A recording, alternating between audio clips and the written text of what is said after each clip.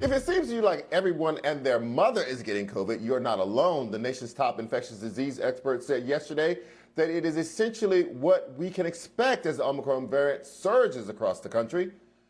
I think in many respects, Omicron, with its extraordinary, unprecedented degree of efficiency of transmissibility, will ultimately find just about everybody. His comments came the day after the U.S. broke the all-time high for daily infections at 1.4 million. The previous record was set just the week before, according to data from Johns Hopkins University. Experts say the numbers of positive cases, however, is likely higher than databases show, as millions of at-home rapid tests may go unreported every day. In another illustration of Omicron's impact on the country, the record-breaking spike in hospitalizations has prompted more local officials to declare states of emergency. The governor of New Jersey reauthorized the state emergency yesterday, which prolonged the school mask mandate after similar moves in D.C., Maryland, and Virginia this past week. Although the virus has stretched to nearly every corner of society, it is the unvaccinated at the greatest risk. As shown by data from New York and Seattle, the gap in hospitalizations is widening between the vaccinated and the unvaccinated population, who make up the overwhelming majority of patients. Joining me now to discuss, Dr. Oni Blackstock, founder and executive director of Health Justice. So, Dr. Blackstock, you know, it took some wind out of you to hear Dr. Fauci say, eventually we are all likely to get this virus. How do you deal with public health messaging if people come to the conclusion that at best I'm just delaying the inevitable? Right. Well, but thank you again for having me on. I agree. It's very disheartening to hear that from the chief sort of medical advisor to the White House. I would just take a step back and think about, yes, we are dealing with a very contagious, highly transmissible variant. Um, that said, we also have to recognize that many of the measures that would protect or actually reduce the spread of this variant have not been put in place. So given that, society is wide open, that there are very few cities and states that have mitigation measures in place, yes, it is likely that many of us will at least be exposed to the virus. We may not necessarily get infected, but many of us will encounter it at some point. However, this doesn't need to be inevitability. We can, and the federal government can take the lead on this in terms of getting states and localities to implement sort of similar measures that were implemented at the beginning of the pandemic to try to reduce community spread of the virus. Because right now, as you were saying, we have record number of cases. We have people going to concerts, restaurants open. And so, because there are no measures being taken, yes, many people will be interacting and come into contact with this virus. However, it does not need to be an inevitability. So let's talk about this idea of people being exhausted and kind of giving up because they think they're going to get it anyway.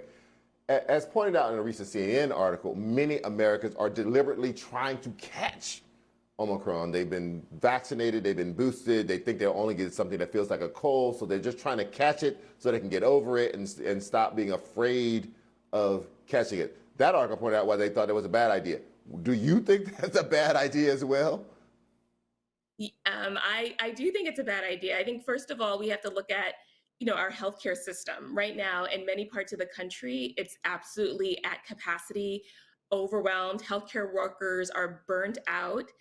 We have many workers who are getting sick, and so trying to get sick, it's kind of an idiosyncratic, or we don't always know how people are going to in terms of outcomes do with the virus. Most people who are vaccinated, again, will not require hospitalization and will not have severe outcomes.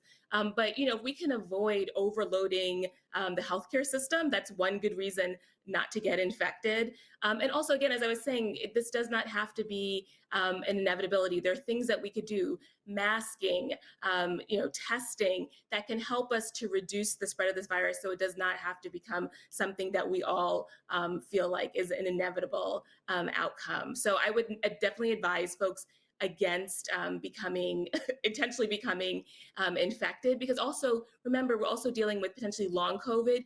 Even people who have less severe COVID, we're seeing about 1/3 of folks ending up with long-term symptoms, brain fog, chronic pain, things of that nature. So we need to make sure that we are not sort of adding to the burdens that are being put on individuals, communities, as well as the healthcare system. So I would definitely advise viewers not to intentionally infect themselves, especially if they are not vaccinated.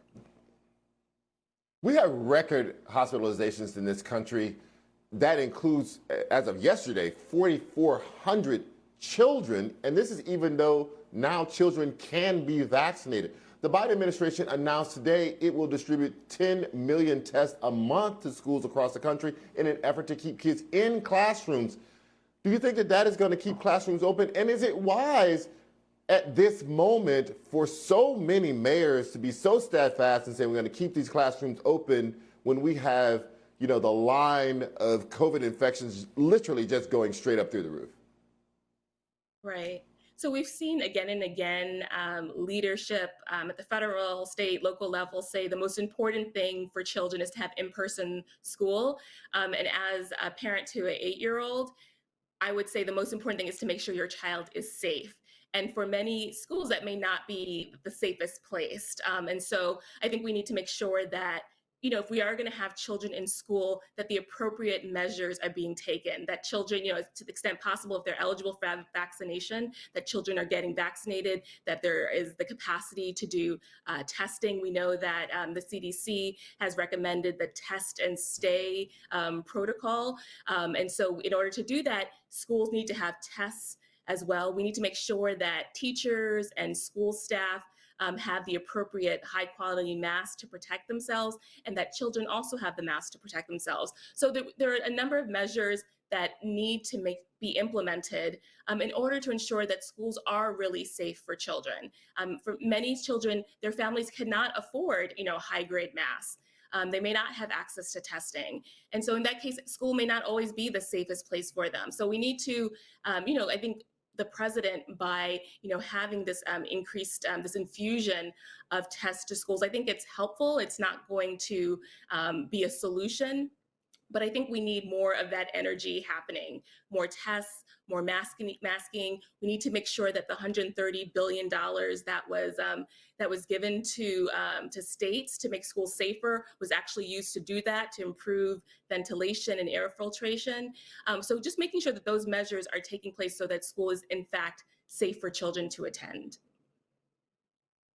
Some news associations are telling journalists to avoid emphasizing the case count in their reporting because there's so many at-home tests, and we have no idea what those at-home test readings are for people. Are the at-home tests going to become a bit of the problem? If people, if the number is so high, millions of at-home tests are going to go out from the government alone. If people just say, I don't have symptoms, I don't want to quarantine, they don't want to report it, they just go about their business because they don't want to take the 5 days off, or they can't take the 5 days off, will the at-home testing create its own dilemma? Well, I think we need to know that it's one tool of a number of tools that we need to use in terms of making sure that we're controlling the spread of virus. And I think that we need to make sure we also have the infrastructure in place. So for instance, very few jurisdictions have websites where people who are testing at home can then enter their information so that the jurisdiction or the state has information that this person was diagnosed by an at-home test. We need to be able to build up that infrastructure. There's been so little investment, and there's actually been a disinvestment in public health infrastructure over the last decade or two. So we need to make sure that we do have the ability for people to be able to report when they have a rapid home test so that that can then be added to the total case counts. And even if, folks are not using the rapid test or not having access, the case counts that we do have, that's like an at minimum. We can say, okay, it's going to be this or higher, and we think it's at least 1.5 to 2 times higher than the case counts that we are seeing. So I still think it's important that we ensure that folks have access to rapid tests, and we need to also have guidance from the CDC.